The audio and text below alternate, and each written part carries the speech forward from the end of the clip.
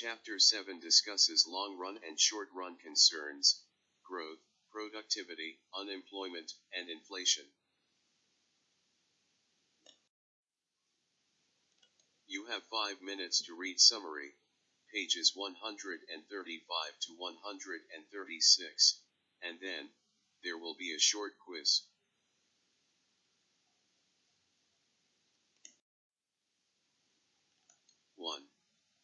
The summer of 1999 was a great time for new college graduates to find jobs.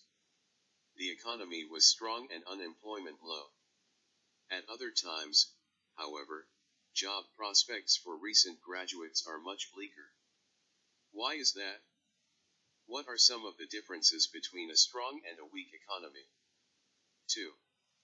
How can you tell if the job market is strong or not? If you don't have a job, does that mean you're counted as unemployed?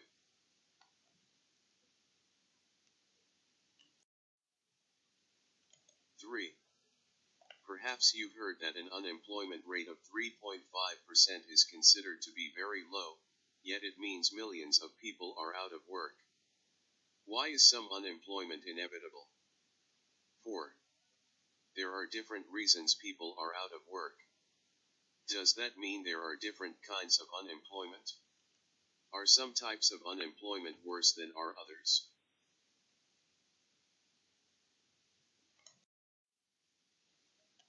Five.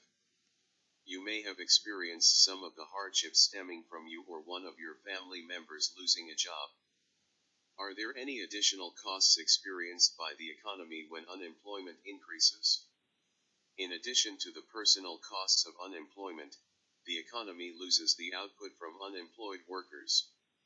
In addition, there are social costs, such as increases in the number of welfare recipients.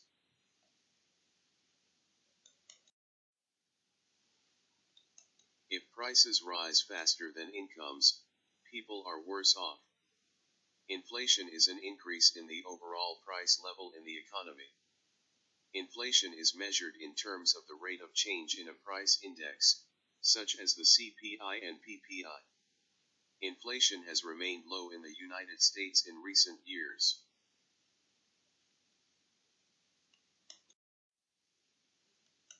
People whose incomes rise at a slower rate than prices lose from inflation. In addition, people who underestimate inflation tend to suffer from inflation.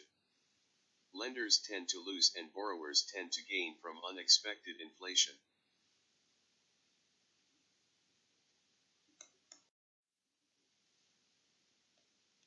Economists have debated the seriousness of the costs of inflation for decades. But whatever the real economic costs of inflation, people do not like it, and so political leaders have vigorously pursued policies designed to stop inflation, even at the cost of inducing a recession.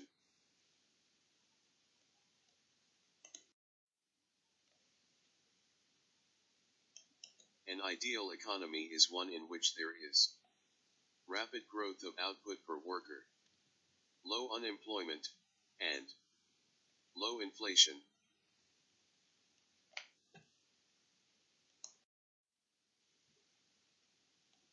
The average growth rate of output in the economy since 1900 has been about 3.4% per year.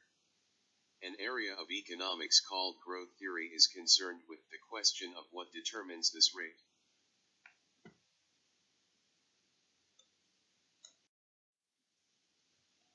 There are a number of ways to increase output.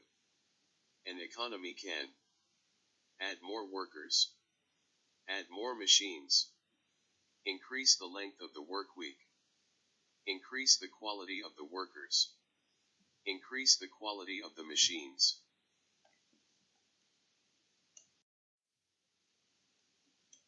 Output per worker hour is called labor productivity.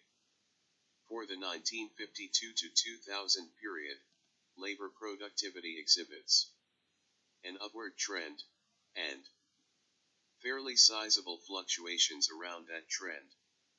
The growth rate was much higher in the 1950s and 1960s than it has been since the early 1970s.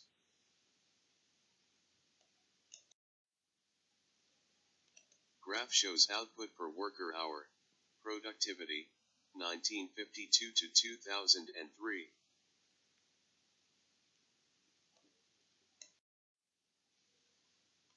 Part of the reason for the upward trend in productivity is an increase in the amount of capital per worker. With more capital per worker, more output can be produced per year. The other reason productivity has increased is that the quality of labor and capital has been increasing.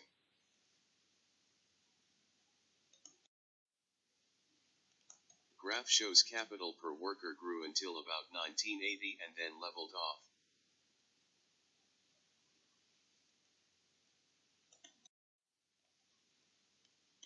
A harder question to answer is why has productivity grown more slowly since the early 1970s? The growth of the internet, which brings about an increase in the quality of capital, should lead to a new age of productivity growth.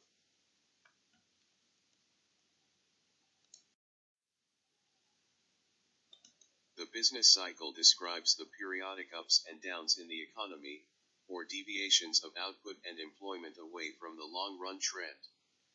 A recession is roughly a period in which real GDP declines for at least 2 consecutive quarters. It is marked by falling output and rising unemployment. A depression is a prolonged and deep recession.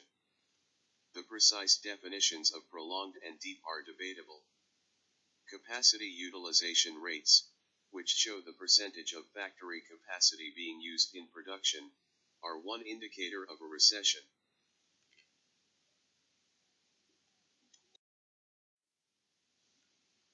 Table shows real GDP and unemployment rates, 1929 to 1933 and 1980 to 1982.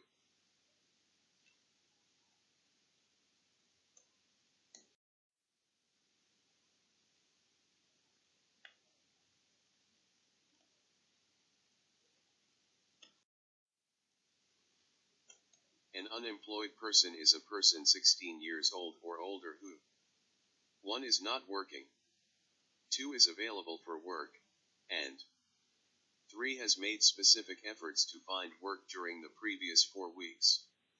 A person who is not looking for work, either because he or she does not want a job or has given up looking, is not in the labor force.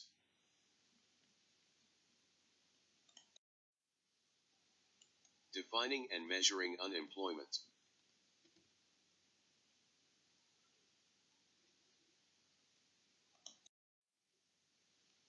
Computing the unemployment rate for the month of July 2003.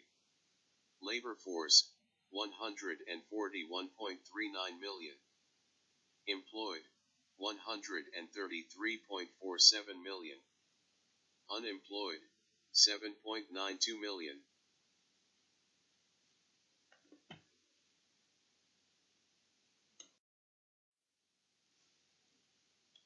Table shows employed, unemployed, and the labor force, 1953 to 2002.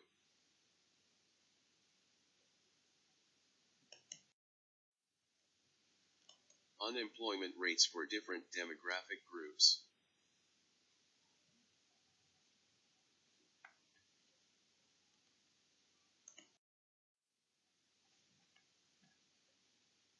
Regional differences in unemployment.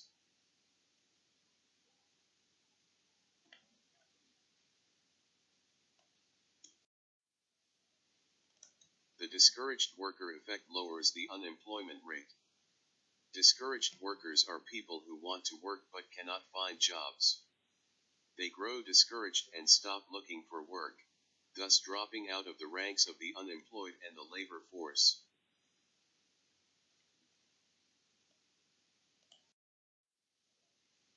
Table shows the duration of unemployment.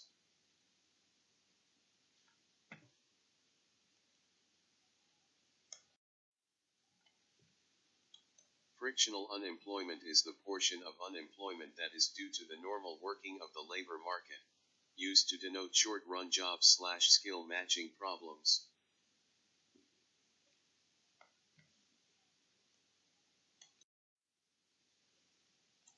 Structural unemployment is the portion of unemployment that is due to changes in the structure of the economy that result in a significant loss of jobs in certain industries.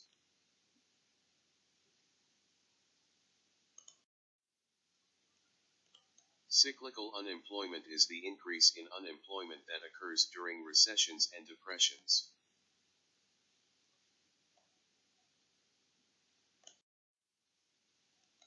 The natural rate of unemployment is the unemployment that occurs as a normal part of the functioning of the economy, sometimes taken as the sum of frictional unemployment and structural unemployment.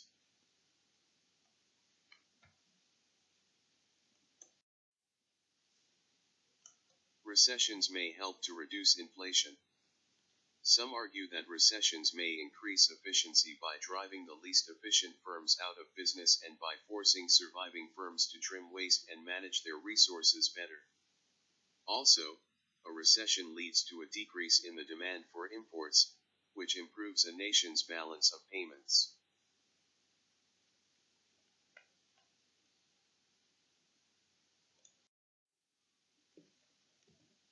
Two serious inflationary periods since 1970.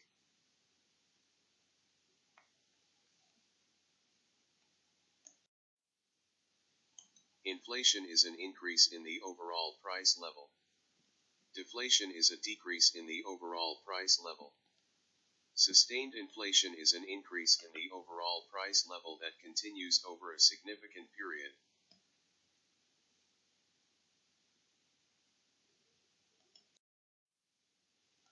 Inflation and the business cycle.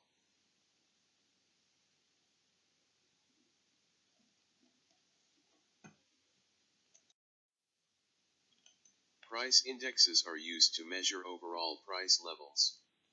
The price index that pertains to all goods and services in the economy is the GDP price index. The Consumer Price Index, CPI, is a price index computed each month by the Bureau of Labor Statistics using a bundle that is meant to represent the market basket purchased monthly by the typical urban consumer.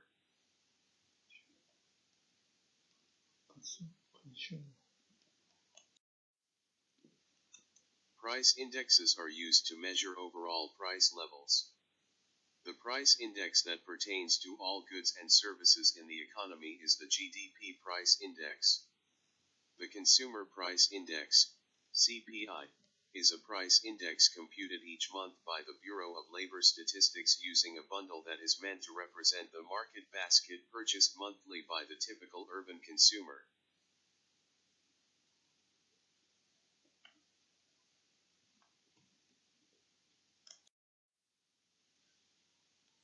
Composition of price indexes.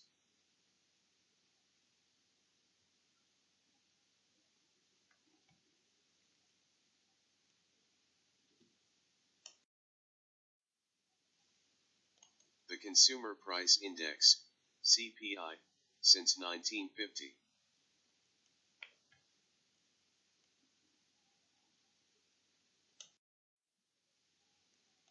Other popular price indexes are Producer Price Indexes, PPIs, which measure price changes for products at all stages in the production process.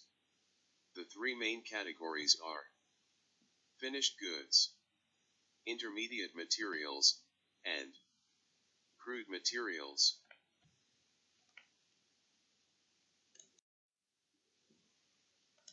People's income increases during inflations, when most prices, including input prices, tend to rise together. Inflation changes the distribution of income. People living on fixed incomes are particularly hurt by inflation.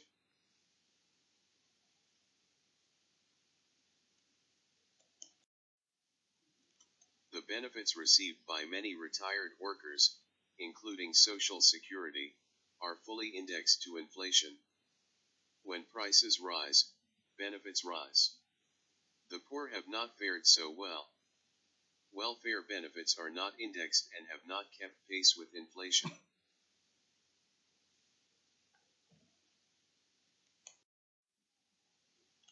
Unanticipated inflation and inflation that takes people by surprise can hurt creditors. Inflation that is higher than expected benefits debtors. Inflation that is lower than expected benefits creditors. The real interest rate is the difference between the interest rate on a loan and the inflation rate.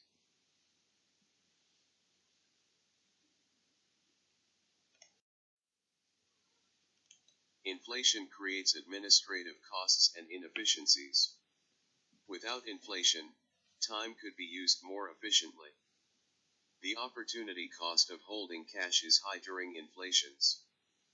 People therefore hold less cash and need to stop at the bank more often. People are not fully informed about price changes and may make mistakes that lead to a misallocation of resources.